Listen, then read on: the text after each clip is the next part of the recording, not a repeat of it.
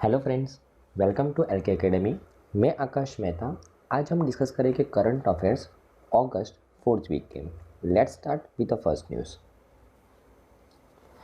हमारी पहली न्यूज़ है फ्रेंड्स कि अभी रिसेंटली हमारे जो एजुकेशन मिनिस्टर है धर्मेंद्र प्रधान, उनके द्वारा एक रिपोर्ट लॉन्च किया गया है, state of elementary education in rural India. उसके बारे में बात करते हैं, बराबर ना। अगर मैं इस रिपोर्ट के बारे में बात करूं तो यूनियन मिनिस्टर धर्मेंद्र प्रधान, जो हमारे मिनिस्ट्री ऑफ एजुकेशन है, उन्होंने रिलीज़ किया है इंडिया का पहला स्टेट ऑफ स्कूल या तो फिर elementary education in rural India. पहली बार भारत के द्वारा कोई ऐसा स्पेसिफिक रिपोर्ट लॉन्च किया गया है जो रूरल इंडिया के अंदर जो स्कूलिंग का जो सिचुएशन है उसको एसेस करता है, राइट। और ये जो रिपोर्ट है वो ट्रांसफॉर्मिंग रूरल इंडिया, उसका जो मीटिंग हुआ था इस इनिशिएटिव का, बराबर ना, न्यू दिल्ली के अंदर, उस इवेंट के दौरान मिनिस्टर के द्वारा ये रिपोर्ट लॉन्च किया गया है, बराबर ना।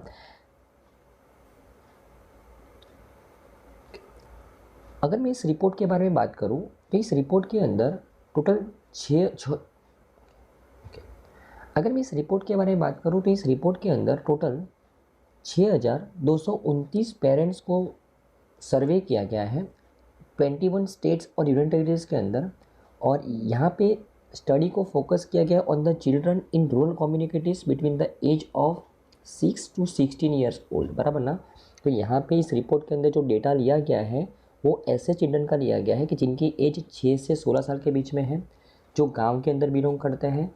और टोटल 6,229 पेरेंट्स का सर्वे किया गया है 21 स्टेट्स और यूनियन टेरिटरीज के अंदर, बराबर ना, राइट।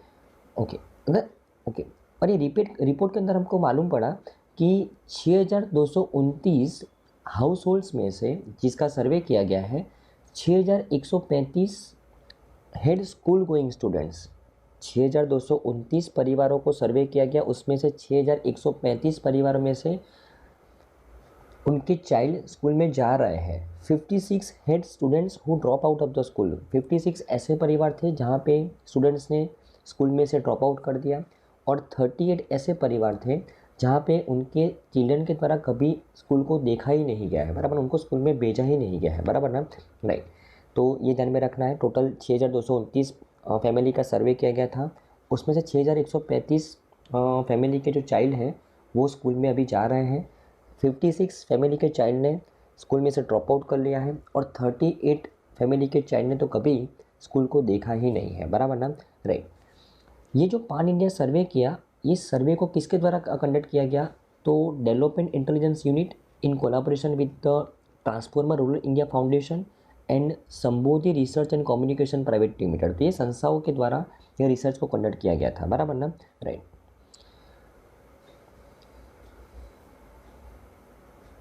ओके, इस रिपोर्ट के एनालिसिस के बारे में बात करूँ तो स्कूल ड्रॉप आउट रेट, अगर मैं स्कूल ड्रॉप आउट रेट की बात करूँ तो data reveals that 1/4 of the male children dropped out of the school during the primary schooling and the female primary schooling dropout rates were higher with around 35%। मतलब जो mail children है उसमें से लगभग 25% प्राइमरी स्कूलिंग के दौरान वो drop out ले लेते हैं। और अगर मैं फीमेल चिल्ड्रन की बात करूँ तो अराउंड 35% फीमेल चिल्ड्रन वो गांव के अंदर, रूरल इंडिया के अंदर ड्रॉप आउट ले लेते हैं प्राइमरी एजुकेशन के दौरान, बराबर ना। Around 75% boys and 65% girls drop out of the school after completing primary school education. और रिपोर्ट के अंदर ये भी पता चला कि 75% बॉयज़ आफ्टर प्राइमरी एजुकेशन वो ड्रॉप आउट ले लेते हैं और 65% गर्ल्स वो आफ्टर प्राइमरी एजुकेशन वो ड्रॉप आउट ले लेते हैं, बराबर ना। ओके, प्राइमरी एजुकेशन के दौरान 25% बॉयज़ और 35% गर्ल्स, और प्राइमरी एजुकेशन के बाद 75% बॉयज़ और 65% गर्ल्स ड्रॉप आउट ले लेते हैं, बराबर ना, right. One of the main reason for the dropout can be non-availability of the schools with the higher classes within the village or nearby village। उसमें से सबसे मेन रीज़न क्या है कि ड्रॉप आउट के रेट क्यों इतना ज़्यादा है आफ्टर प्राइमरी एजुकेशन? क्योंकि हायर क्लासेस करने के लिए उनके एरिया के अंदर स्कूल्स नहीं मिल पाते, बराबर ना, राइट। अगर मैं स्मार्टफोन यूसेज की बात करूँ तो सर्वे indicated that 49.3% of the children aged between the 6 to 16 years have access to the smartphone in rural India. Out of these, only 34% use it for the study downloads and 18% of students across online access of online learning via the tutorials. बराबर ना। Report क्या बोलता है कि गांव के अंदर, rural India के अंदर 49% चिल्ड्रन के पास स्मार्टफोन का एक्सेस तो है, बराबर ना। उसमें से 34% चिल्ड्रन उसको स्टडी पॉइंट ऑफ व्यू से यूज़ कर रहे हैं, और उसमें से भी 18% लोग जो चिल्ड्रन है, बराबर ना, वो ट्यूटोरियल का यूज़ कर रहे हैं, ऑनलाइन क्लासेस को का एक्सेस कर रहे हैं, राइट। ओके। अगर मैं पेरेंट्स एंगेजमेंट की बात करूं तो अमंग द पेरेंट्स कि जिन्होंने कभी जो पेरेंट्स जो कभी स्कूल में ही नहीं गए, बराबर ना, उसमें से 28.7% regularly inquire about the school education, while 25.1% rarely और नेवर डू सो। यहाँ पे पेरेंट्स को दो कैटेगरी में डिवाइड किया गया है। ऐसे पेरेंट्स का सर्वे किया गया है कि जो कभी वो खुद स्कूल में नहीं गए, उन्होंने स्कूलिंग की ही नहीं है। और ऐसे पेरेंट्स 28% ऐसे पेरेंट्स हैं ना, रेगुलरली अपने चाइल्ड के एजुकेशन के बारे में स्कूल के अंदर इंक्वायरी कर रहे हैं, बराबर ना। और इन कॉन्ट्रास्ट जो पेरेंट्स पढ़े लिखे हैं, जो 46.3% of the parents with the education above the higher secondary, वो एक्टिवली फॉलोअप लेते हैं अपने चाइल्ड के एजुकेशन का, बराबर ना, राइट। और रेयरली 4% पेरेंट्स अपने चाइल्ड के एजुकेशन को फॉलोअप नहीं लेते। जो पेरेंट्स पढ़े लिखे हैं उसमें से 46.3% पेरेंट्स हैं ना, वो एक्टिवली फॉलोअप लेते हैं, बराबर ना, राइट। और रेयरली 4% है ना, वो कभी भी स्कूल में गए नहीं, अपने चाइल्ड का एजुकेशन के बारे में उन्होंने कभी भी इंक्वायर नहीं किए, बराबर ना। जो पढ़े लिखे पेरेंट्स हैं उनकी बात है, बराबर ना। मतलब यहाँ पे एजुकेशन से कितना डिफरेंस क्रिएट हो रहा है वो यहाँ पे दिखाया गया है, बराबर ना। ओके, कि पेरेंट्स के एजुकेशन से उनके चाइल्ड के एजुकेशन के ऊपर कितना डिफरेंस क्रिएट हो रहा है, बराबर ना। ओके। उसके अलावा अगर मैं कुछ की पॉइंट्स के बारे में बात करूँ, report stated that 63% of the house holds have a designated place for the study and 83% of the house holds provide the uninterrupted study time at the home. Rural India के अंदर 63% ऑफ द हाउस होल्ड्स के अंदर अपने child के लिए designated place है कि भाई ये यहीं पढ़ाई करता है, बराबर ना। और 83% ऑफ द हाउस होल्ड्स वो उनको अनइंटरप्टेड स्टडी टाइम प्रोवाइड कर रहा है अपने चाइल्ड को, बराबर ना, राइट। ये भी बहुत अच्छी बात है, राइट।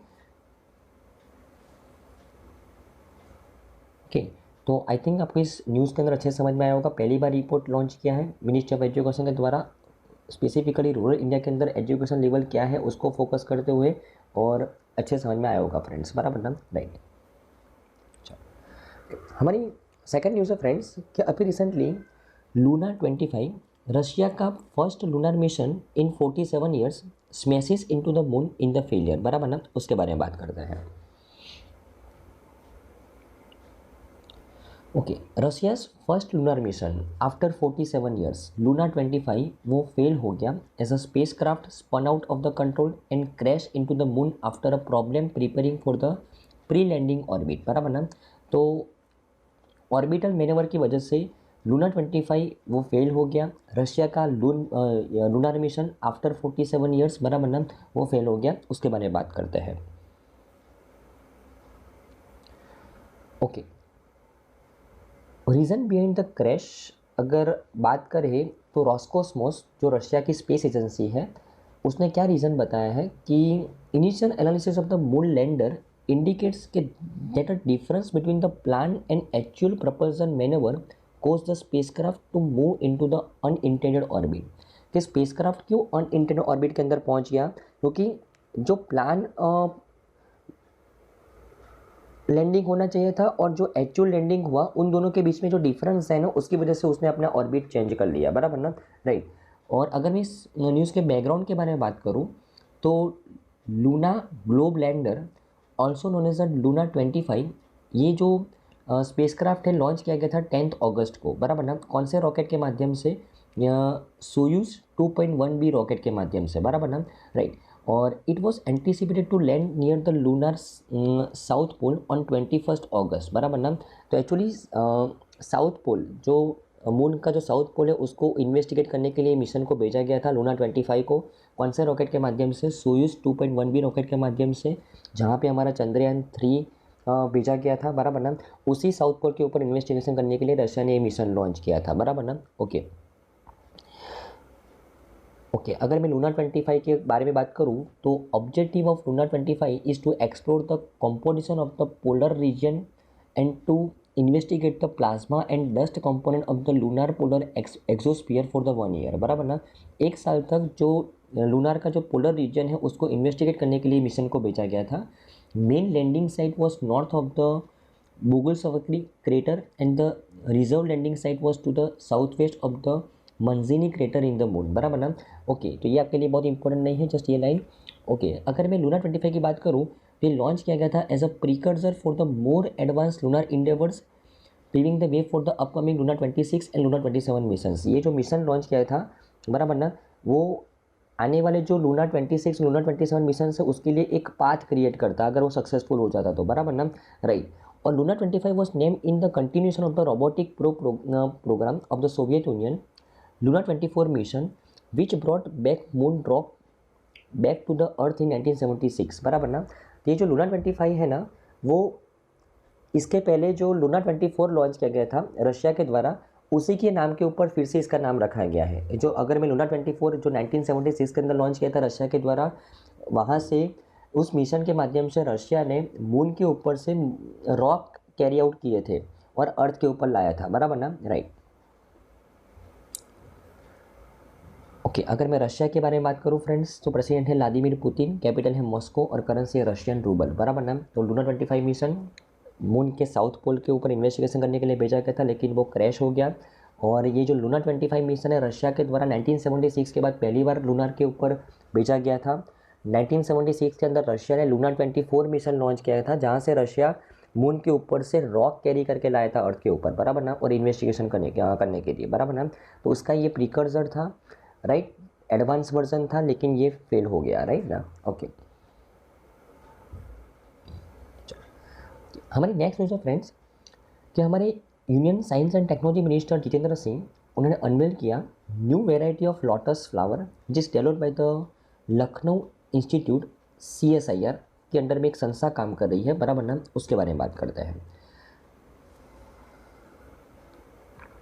ओके, हमारी नेक्स्ट न्यूज़ है फ्रेंड्स कि अभी रिसेंटली हमारे union science and technology minister है जितेंद्र सिंह, उनके द्वारा लोटस का एक वेरिएंट लॉन्च किया है और उसका नाम है नमो 108, और इस वेरिएंट के बारे में बात करते हैं।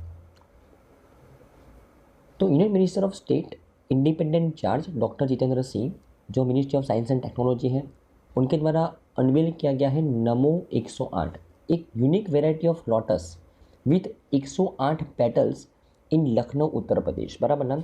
एक ऐसा लोटस डेवलप किया गया है जिसकी 108 पेटल्स है, बराबर ना, और इसका नाम रखा गया है नमो 108। और इस लोटस को किसके द्वारा डेवलप किया गया है, तो it is develop by the council of scientific and industrial research, जो CSIR है, उसके अंदर में एक संस्था काम करती है, नेशनल बोटनिकल रिसर्च इंस्टीट्यूट, जिसका हेडक्वार्टर है लखनऊ उत्तर प्रदेश के अंदर, उसके द्वारा इसको डेवलप किया गया है, बराबर ना। अगर मैं इस नमो 108 के बारे में बात करूँ, this is the first lotus variety whose genome is completely sequence for its characteristics. पहली बार कोई आर्टिफिशियल लोटस बनाया गया है, कम्प्लीटली 100% आर्टिफिशियल लोटस, बराबर ना, जिसके जीनोम को कम्प्लीटली सीक्वेंस किया गया है, और it will be registered as the official lotus variety out of India. The name Namo was inspired from the Om Namah Vasudeva. NaMo in the Sanskrit translate to the salutations. The name of the variety was given by an additional committee of the National Botanical Research Institute, बराबर ना। तो ये additional committee बैठाई गई थी उसके name को describe करने के लिए, और उनके द्वारा ये नेम दिया गया है नमो 108। 108 क्यों रखा गया, क्योंकि उसके पेटल्स कितने हैं, 108 है, बराबर ना, राइट। इसके फीचर्स की अगर मैं बात करूं, the Namo 108 blooms from the March to December, making it the longest lasting among the lotus varieties. एकमात्र लोटस वेराइटी कि जो मार्च से दिसंबर तक कंटिन्यूसली ब्लूम करता रहे, बराबर ना, ऐसे इसके फीचर्स हैं। Its maximum size can be reach up to the 10 inch in diameter. It is rich in the nutrients like the amino acid, polyphenols, flavonoids, ऐसे बहुत सारे न्यूट्रिएंट्स के साथ उसको बनाया गया है, बराबर ना। It can be propagated by the rhizomes and through seeds and it can be grown in the ponds, tanks and ports. तो ये जो लोटस है वो कोई भी जगह पे ग्रो कर सकते हैं हम, पॉन्ड्स के अंदर, टैंक्स के अंदर, पोर्ट्स के अंदर, बराबर ना। और इसको हम सीड्स के माध्यम से, रिजोम्स के माध्यम से इसको ग्रो कर सकते हैं, बराबर ना, आर्टिफिशियली। ओके, अगर मैं इसके बैकग्राउंड के बारे में बात करूँ तो lotus was initially discovered several years back in the Manipur and kept at an institute as a part of its collection of the flowers and plants on which the institute conducts the research, बराबर ना। तो ऐसा एक lotus कहाँ पे carry out किया गया था, डिस्कवर किया गया था मणिपुर के अंदर, बराबर ना। उसके ऊपर रिसर्च चल रहे थे और अभी इसको उसके अंदर कुछ जेनेटिकली सीक्वेंस चेंजेस करके एक नया लोटस बनाया गया है जिसके कितने पेटल्स हैं, 108 पेटल्स है, बराबर ना, राइट। और अगर मैं बात करूँ इसी लोटस में से एक फ्रेगमेंटेशन बनाया गया है, उसका नाम है फ्रोटस। एक परफ्यूम बनाया गया, उसका नाम है Frotus. The ministry of science and technology also introduce a apparel made from the lotus fibre and perfume Frotus. The perfume is extracted from the lotus flowers and was developed by the national botanical research institute under the lotus research programme in collaboration with the fragrance and flavour development centre, जो Kannauj UP के अंदर है, बराबर ना। तो यही lotus में से एक परफ्यूम बनाया गया है फ्रोटस, बराबर ना, इसके बारे में बात की गई है। Okay okay launch of lotus mission की अगर मैं बात करूँ तो government is also initiated the lotus mission after the success of the aroma mission. हमने जुलाई महीने के करंट अफेयर के अंदर ही बात की थी अरोमा मिशन के बारे में। और जम्मू कश्मीर को purple capital of the country, Jammu Kashmir को lavender capital of the country announce किया गया था क्योंकि एक अरोमा मिशन लॉन्च किया गया था। उस मिशन के अंदर में जम्मू कश्मीर के अंदर बहुत सारे लवंडर्स का कल्टीवेशन किया गया था और फ्रेगमेंटेशन इंडस्ट्री के अंदर रिवोल्यूशन लाने के लिए, इसके लिए जम्मू कश्मीर को lavender capital, purple capital of the country बोला जाता है, बराबर ना, राइट। और ये अरोमा मिशन के सक्सेसफुल होने के बाद लोटस मिशन को लॉन्च किया गया जहाँ पे लोटस के अलग अलग वेराइटीज़ को डेवलप करना है फ्रेगमेंटेशन इंडस्ट्री में आत्मनिर्भर बनने के लिए, सिंपल, बराबर ना, ओके।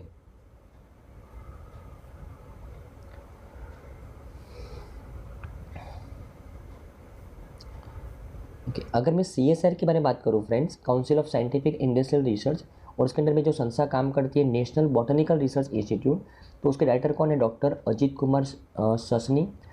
उसके पेरेंट मिनिस्ट्री है ministry of science and technology और लोकेशन कहाँ पे है, लखनऊ उत्तर प्रदेश के अंदर, बराबर ना। तो आई थिंक आपको इस न्यूज़ में अच्छे समझ में आया होगा फ्रेंड्स।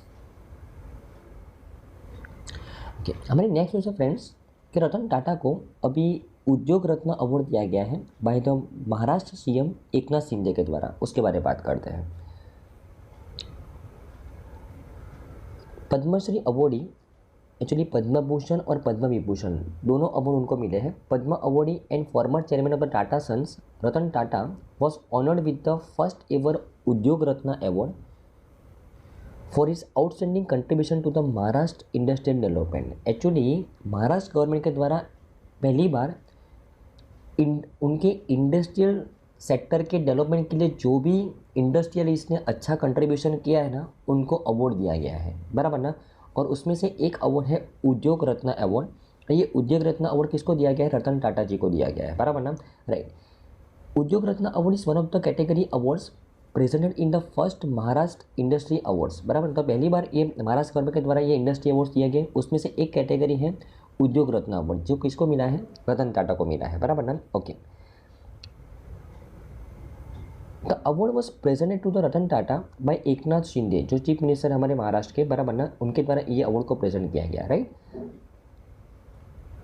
ओके। अगर मैं टाटा ग्रुप के कंट्रीब्यूशन के बारे में बात करूँ इंडस्ट्रियल सेक्टर के अंदर, from salt to the steel operates in over 100 countries across the 6 continents in the fiscal year 2021-22 the combined revenue of the Tata companies amounted to $128 billion, बराबर ना, राइट। इतना ज़्यादा कंट्रीब्यूशन कर रहा है वो इंडस्ट्रियल सेक्टर के अंदर, राइट, ओके। अगर मैं अदर अवार्ड्स की बात करूँ, क्योंकि पहली बार ये अवार्ड अनाउंस किया गया है कि apart from the Udyog Ratna award there were other 3 awards presented in the ceremony, namely Udyog Mitra award. ये उद्योग मित्र अवार्ड जो यंग इंटरप्रीनर्स होते हैं उनको दिया जाता है, जो किसको दिया गया है, आदर पूनावाला को दिया गया है, जो CEO है सीरम इंस्टीट्यूट ऑफ इंडिया के, बराबर ना।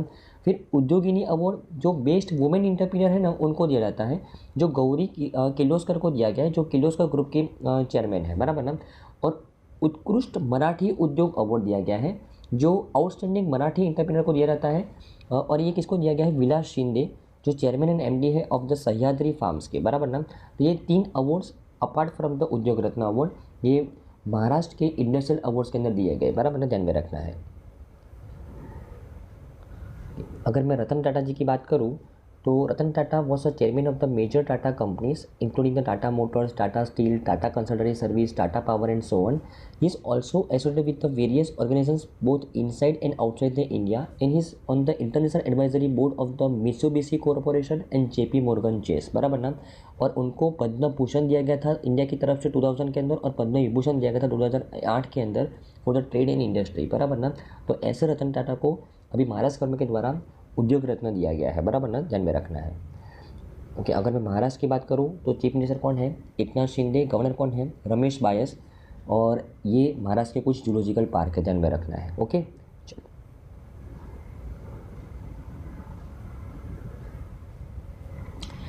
हमारे नेक्स्ट न्यूज़ है फ्रेंड्स कि हमारे जो Indian minister of road transport and highway Nitin Gadkari ji हैं, उनके द्वारा एक Bharat new car assessment programme launch किया है, उसके बारे में बात करते हैं।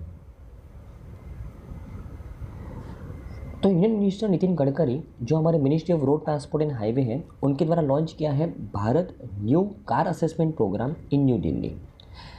The aim of the launch is intended to improve the road safety for the M1 category major vehicles weighing less than 3.5 ton gross vehicle weight। यहाँ पे ये जो Bharat new car assessment programme Bharat new car assessment programme जो है ना, वो ऐसे car के लिए है जो M1 कैटेगरी के हैं और जिसका वेट 3.5 टन से कम है, बराबर ना। और ये जो Bharat new car assessment programme वो कब से लागू होगा? 1 अक्टूबर 2023 से लागू होगा, बराबर ना, राइट। अभी इसको किसके द्वारा लीड किया जाएगा? Central institute of the road transport के द्वारा इसको लीड किया जाएगा, बराबर ना। अभी इस प्रोग्राम के अंदर में क्या किए जाने वाला है उसके बारे में बात करते हैं। सबसे पहले तो ये M1 कैटेगरी के व्हीकल को क्या बोलते हैं, कैसे व्हीकल्स होते हैं M1 कैटेगरी के? तो M1 category refers to the vehicles use for the carriage of the passengers comprising not more than 8 seats in addition to the driver seat, बराबर ना।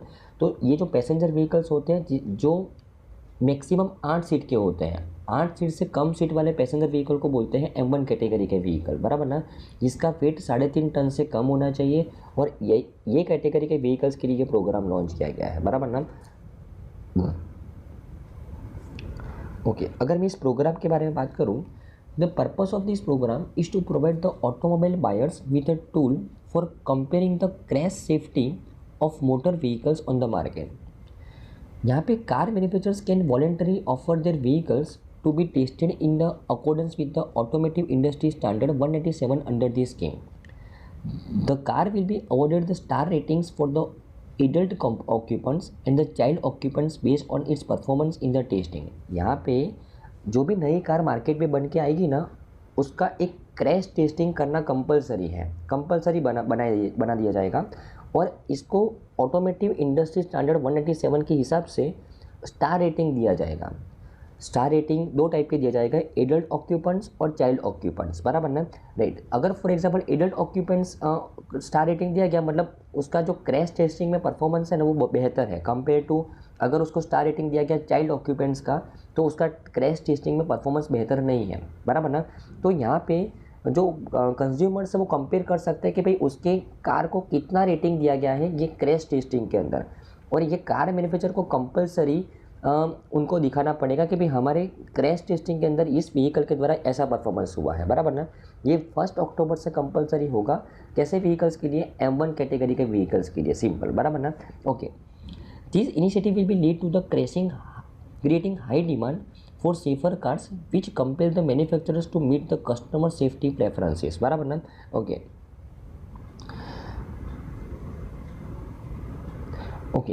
और ये प्रोग्राम लॉन्च करके इंडिया वो वर्ल्ड की 5वीं कंट्री बन गया है to have such an India's car crash test programme behind the US, China, Japan and South Korea, बराबर ना। ये ध्यान में रखना है। ओके, तो आई थिंक आपको इस न्यूज़ में समझ में आया होगा, बहुत सिंपल न्यूज़ थी। और ये प्रोग्राम M1 कैटेगरी के व्हीकल्स के लिए लॉन्च किया गया, वो आपको खास ध्यान में रखना है, राइट। ओके, चलो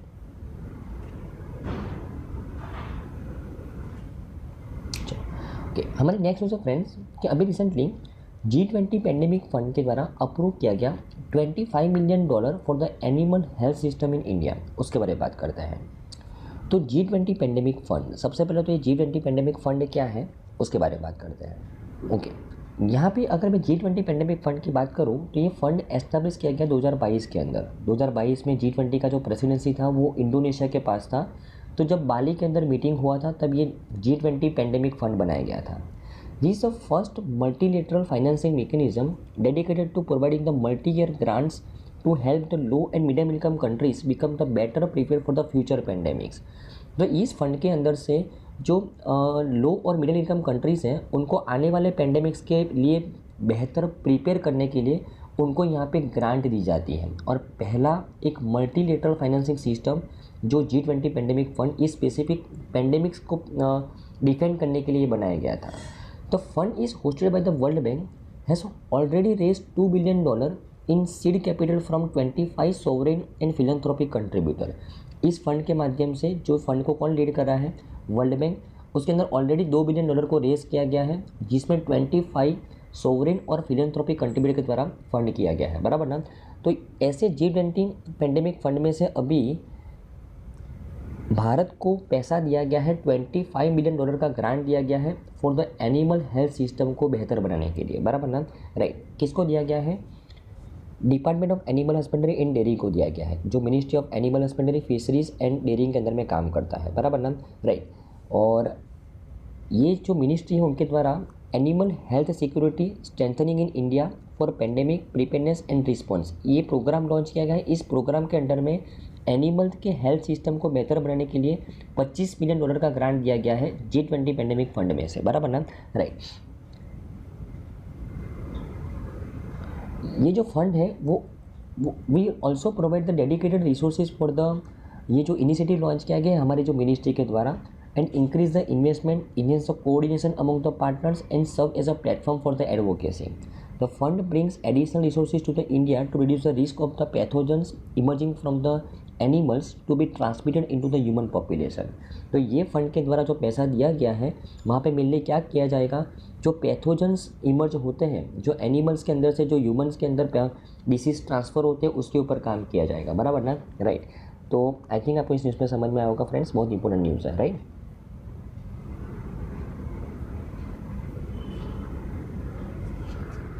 हमारी नेक्स्ट न्यूज़ है फ्रेंड्स, कभी रिसेंटली सेंटर के द्वारा अप्रूव किया गया Dholpur Karauli as the Rajasthan 5th tiger reserve and India's 54th tiger reserve, उसके बारे में बात करते हैं।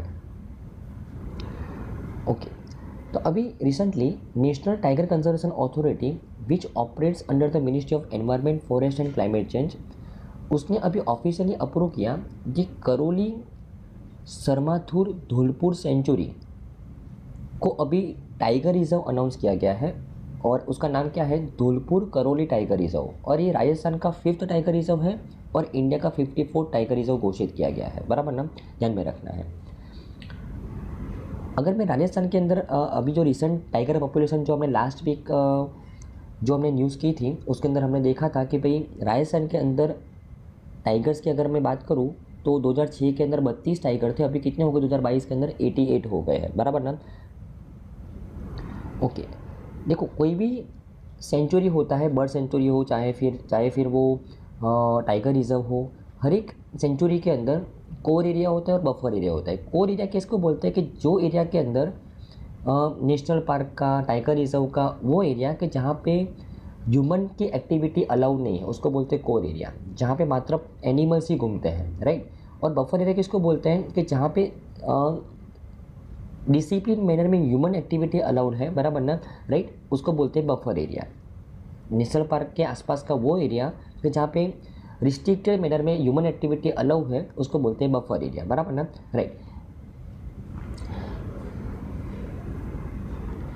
ओके, ये जो टाइगर रिजर्व जो बनाए जाते हैं वो प्रोजेक्ट टाइगर के अंदर में बनाए जाते हैं। प्रोजेक्ट टाइगर जो 1973 के अंदर लॉन्च किया गया था और ये प्रोजेक्ट टाइगर अभी कौन कैरी आउट कर रहा है, national tiger conservation authority carry out कर रहा है और ये इस प्रोजेक्ट के अंदर में 54th टाइगर रिजर्व बनाया गया है, बराबर ना, राइट। हमने लास्ट वीक ही टाइगर के सेंसस के बारे में बात की थी। As per the status of the tiger in 2022 सबसे ज़्यादा टाइगर कहाँ पे है, मध्य प्रदेश के अंदर है, बराबर ना, 785 टाइगर्स है, बराबर ना। ओके, वो ध्यान में रखना है। हमारी नेक्स्ट है फ्रेंड्स कि इंडिया का पहला विलेज एटलास अभी लॉन्च किया गया है मायम विलेज का। मायम विलेज गोवा का विलेज है और इसका विलेज एटलास लॉन्च किया गया है। इंडिया के अंदर पहली बार विलेज लेवल पे एटलास लॉन्च किया गया है, उसके बारे में बात करते हैं। तो Pramod Sawant chief minister of Goa, उन्होंने रिलीज किया Mayem biodiversity atlas, India first village atlas. Actually यहाँ पे मायम गांव के अंदर कौन कौन से एरिया के अंदर कौन कौन से क्रॉप उगाए गए हैं, बराबर ना, वो उसकी पूरी बायोडाइवर्सिटी का एक मैप तैयार किया गया है, एक एटलास तैयार किया गया है, बराबर ना, राइट। और अगर मैं इस एटलास के बारे में बात करूँ तो biodiversity atlas is a document of 250 pages which offers the details of the diverse flora and fauna found in the village of the Mayam, right? The atlas was prepared based on the People's Biodiversity Register prepared by the Village Biodiversity Management Committee. ये village biodiversity management committee के द्वारा एक register तैयार किया गया था, peoples biodiversity register, उसके ऊपर बेस्ड है ये एटलास, बराबर ना, right.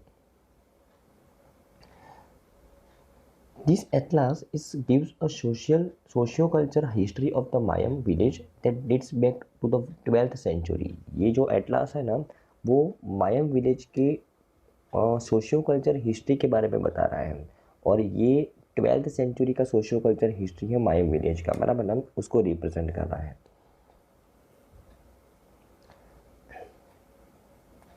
The state government will unveil the biodiversity atlas of all 191 village panchayat in the Goa. Government का प्लानिंग क्या है, गोवा गवर्नमेंट का, ये राज्य के अंदर जितने भी विलेज है, 191 विलेज है, वो सभी के बायोडाइवर्सिटी एटलास को प्रिपेयर करना।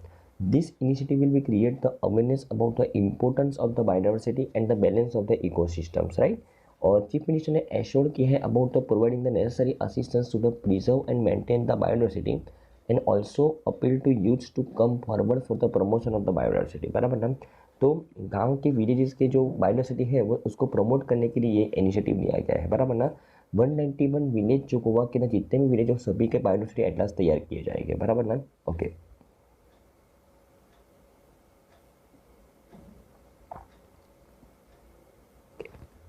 हमारे नेक्स्ट है फ्रेंड्स कि Mizoram become the first state in India to operationalise an Ayushman Bharat digital mission microsite in its capital city Aizawl, उसके बारे में बात करते हैं। ओके, कि अभी रिसेंटली नेशनल हेल्थ अथॉरिटी ने लॉन्च किया इंडिया का पहला Ayushman Bharat digital mission microsite in the Aizawl, the capital city of the Mizoram. With this, Mizoram become the first state in India to operationalize Ayushman Bharat digital mission microsite project, बराबर ना। इसके बारे में बात करते हैं। सबसे पहले इस न्यूज़ को समझने से पहले आपको माइक्रोसाइट क्या होता है उसके बारे में पता होना चाहिए कि what are the microsites.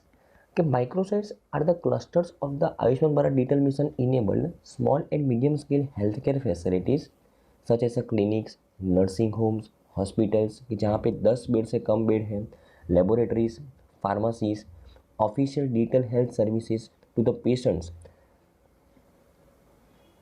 like linking the health records generated at these facilities with their Ayushman Bharat health account. Okay, देखो माइक्रोसाइट किसको बोलते हैं फ्रेंड्स, कि अभी फॉर एग्जांपल अगर आपको गवर्नमेंट का फॉर एग्जांपल कोई बिल पे करना है, कोई ड्यूटी पे करनी है, बराबर। फॉर एग्जांपल आपको कोई आधार कार्ड निकलवाना है, कोई पैन कार्ड निकलवाना है, बराबर ना, तो ये सब काम ऑनलाइन भी हो सकता है, बराबर ना, आप अप्लाई कर सकते हो। लेकिन अगर आपको ऑनलाइन आपको अप्लाई करने के लिए नहीं आता तो आप कहाँ पे जा सकते हो, कॉमन सर्विस सेंटर के अंदर जा सकते हो, बराबर ना, राइट। कॉमन सर्विस सेंटर के अंदर तो गवर्नमेंट के द्वारा ऑथोराइज किया गया है उन लोगों को कि भाई आप गवर्नमेंट के बिहाफ से सर्विस उन लोगों को प्रोवाइड कीजिए, सिंपल, बराबर ना।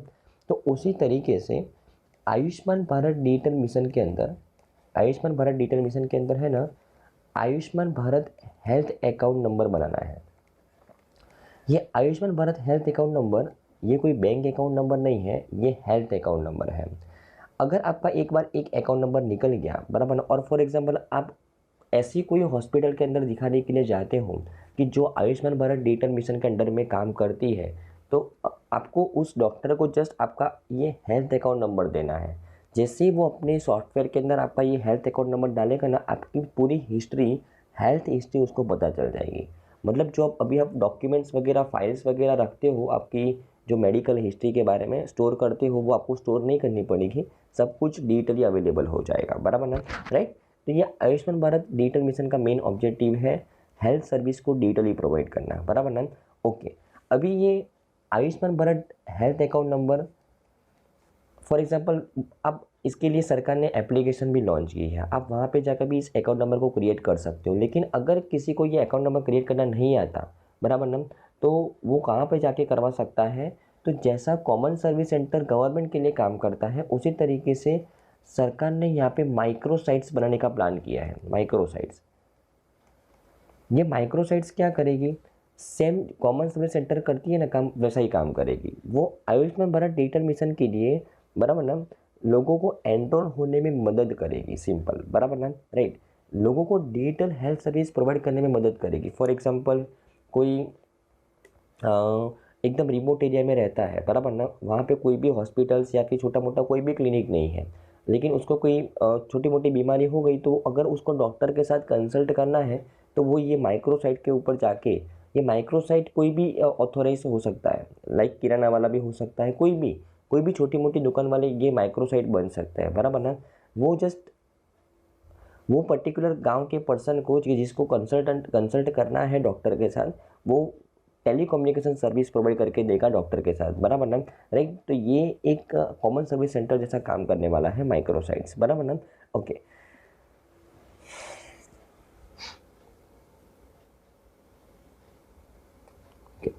और अगर मैं बात करूँ ना, तो जुलाई 2023 के अंदर हमने जुलाई महीने के करंट अफेयर्स में भी कवर किया था कि नेशनल हेल्थ अथॉरिटी के द्वारा 100 माइक्रोसाइट्स बनाने का प्लान है अलग अलग राज्य के अंदर, बराबर ना। और उसमें से ये पहला माइक्रोसाइट्स कहाँ पे बनाया जा रहा है, तो मिजोरम के कैपिटल सिटी एजोल के अंदर बनाया जा रहा है, बराबर ना। और ये माइक्रोसाइट कौन कौन हो सकता है, तो माइक्रोसाइट्स कोई भी छोटे मोटे क्लिनिक वाले हो सकते हैं, लेबोरेटरीज वाले हो सकते हैं, फार्मेसीज वाले हो सकते हैं, बराबर ना, हॉस्पिटल्स वाले हो सकते हैं, बराबर ना, राइट। जो लोगों को एनरोल करवाएंगे, बराबर, लोगों को एनरोल करवाएंगे कि उनको इजीली डिजिटल हेल्थ सर्विस मिल सके, सिंपल, बराबर ना। ओके, अगर मैं नेशनल हेल्थ अथॉरिटी की बात करूँ, जो ये माइक्रोसाइट्स बना रहा है, बराबर, जिसका मिशन है 100 माइक्रोसाइट्स को डेवलप करना, इसके सीईओ कौन है, राम सेवक शर्मा।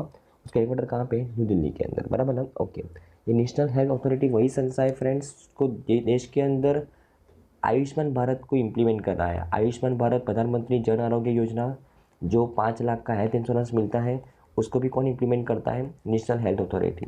ये आयुष्मान भारत डिजिटल मिशन भी कौन इम्प्लीमेंट करता है, नेशनल हेल्थ अथॉरिटी, बराबर ना।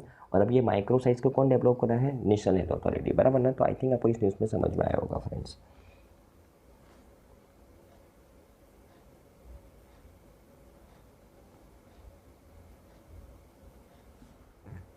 ओके, हमारी नेक्स्ट न्यूज़ है फ्रेंड्स, स्वच्छ वायु सर्वेक्षण अभी लॉन्च किया गया है, उसके बारे में बात करते हैं। और ये जो मध्य प्रदेश का जो आईटी हब है in Indore secure the first position इस स्वच्छ वायु सर्वेक्षण के अंदर, बराबर ना, उसके बारे में बात करते हैं। सेंट्रल पॉल्यूशन कंट्रोल बोर्ड उन्होंने रिलीज किया स्वच्छ वायु सर्वेक्षण, एक इनिशिएटिव है by the ministry of environment forest and climate change to rank the cities on the basis of the air quality. तो ये स्वच्छ वायु सर्वेक्षण नाम से पता चलता है कि ये इनिशिएटिव के अंडर में रैंकिंग प्रोवाइड की जाएगी सिटीज़ को कि वहाँ पे एयर क्वालिटी कैसी, उसके बेसिस के ऊपर है। और ये कौन करता है सर्वेक्षण, ministry of environment forest and climate change करता है, बराबर ना। The IT hub of the Indore, Madhya Pradesh stood first among the 47 cities in the category 1 cities, बराबर ना। कैटेगरी 1 के अंदर टोटल 47 सिटीज़ थी, उसमें से ये जो इंदौर है जो मध्य प्रदेश का, वो उसकी एयर क्वालिटी सबसे बेस्ट एयर क्वालिटी ऑब्जर्व की गई ministry of environment forest and climate change के द्वारा। This recognition is a part of the national mission of the clean air and takes place annually on the 7th of the September, observe as the international day of the clean air for the blue sky. ये जो स्वच्छ वायु सर्वेक्षण है ना,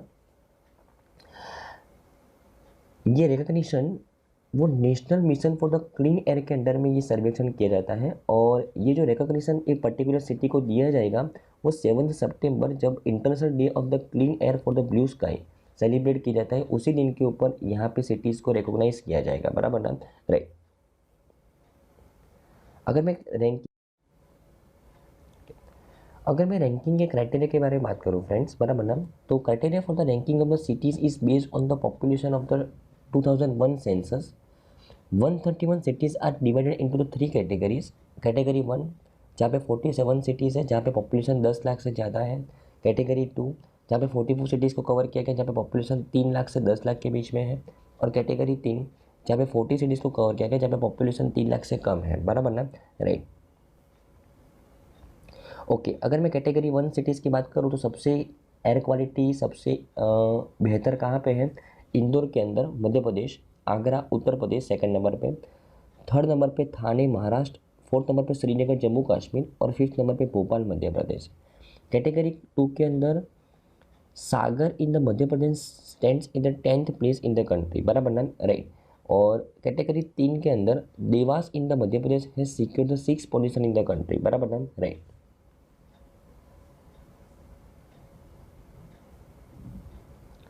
okay, अगर मैं स्वच्छ वायु सर्वेक्षण रिपोर्ट के बारे में फ्रेंड्स बात करूं तो ministry of environment forest and climate change ने इंट्रोड्यूस किया था स्वच्छ वायु सर्वेक्षण कि जहां पे असेस किया जाता है कि कौन सी सिटी का एयर क्वालिटी सबसे बेहतर है, बराबर ना।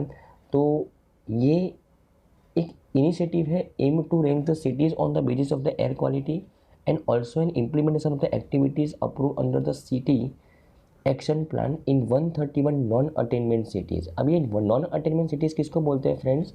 कि जहाँ पे air quality national ambient air quality standard के हिसाब से नहीं है, तो ऐसी नॉन अटेनमेंट सिटीज़ को यहाँ पे सर्वे किया जाता है, बराबर ना। कि नॉन अटेनमेंट सिटीज़ ने ओवर द ईयर्स कितना इंप्रूवमेंट किया है, उनको यहाँ पे रैंकिंग प्रोवाइड किया जाता है। तो ये 131 जिसका रैंक प्रोवाइड किया गया है यहाँ पे 3 कैटेगरी के अंदर, तो एक ऐसी सिटी है जो national ambient air quality standards के उस हिसाब से उनकी एयर क्वालिटी नहीं है, बराबर ना। तो उन्होंने कैसा परफॉर्म किया एयर क्वालिटी को इम्प्रूव करने के लिए, उनको यहाँ पे रैंकिंग प्रोवाइड किया जाता है, बराबर ना। Okay, one of the objective of the Swachh Vayu Sarvekshan is to achieve the goal of the national clean air program, clean air for the all. National clean air program का मेन गोल क्या है? Clean air for the all. और इसका जो aim है to reduce the air pollution up to 40% by 2025-2026। तो air pollution को 40% से कम करना है और नेशनल क्लीन एयर प्रोग्राम को अचीव करना है, इसके लिए स्वच्छ वायु सर्वेक्षण लॉन्च किया गया है, बराबर ना, right. National clean air program was launch in 2019 with an aim to improve the air quality in the 131 cities जो नॉन अटेनमेंट सिटीज़ है, बराबर ना, इन द 24 स्टेट्स और यूनियन टेरिटरीज। तो वहाँ पे एयर क्वालिटी को बेहतर बनाना है और एयर पोल्यूशन को 40% कम करना है 2025-26 तक, बराबर ना, राइट। ओके, उसके अलावा The guidelines for the ranking of the cities under the National Clean Air Program will be for 4 years from financial 2022-23 to financial 2025-26, बराबर ना। और यहाँ पे सिटीज़ कैसा परफॉर्म कर रही है वो अपने आप को कंडक्ट असेस कर सके। Cities also conduct the self assessment for the pollution control through the online portal PRANA. एक पोर्टल भी बनाया गया है PRANA, portal for the regulation of the air pollution in the non attainment cities, एक portal for monitoring of implementation of the national clean air programme. तो national clean air programme जो city level पे implement हो रहा है उसको continuously monitor करने के लिए एक पोर्टल भी लॉन्च किया गया है ministry of environment forest and climate change के द्वारा, प्राण पोर्टल, बराबर ना। प्राण का फुल फॉर्म ध्यान में रखना है, portal for the regulation of the air pollution in non attainment cities, बराबर ना। ओके, तो आई थिंक आपको इस न्यूज़ में समझ में आया होगा फ्रेंड्स। ओके, तो आई थिंक आज के सभी न्यूज़ के अंदर आपको अच्छे समझ में आया होगा फ्रेंड्स, बराबर ना। Thank you friends, bye.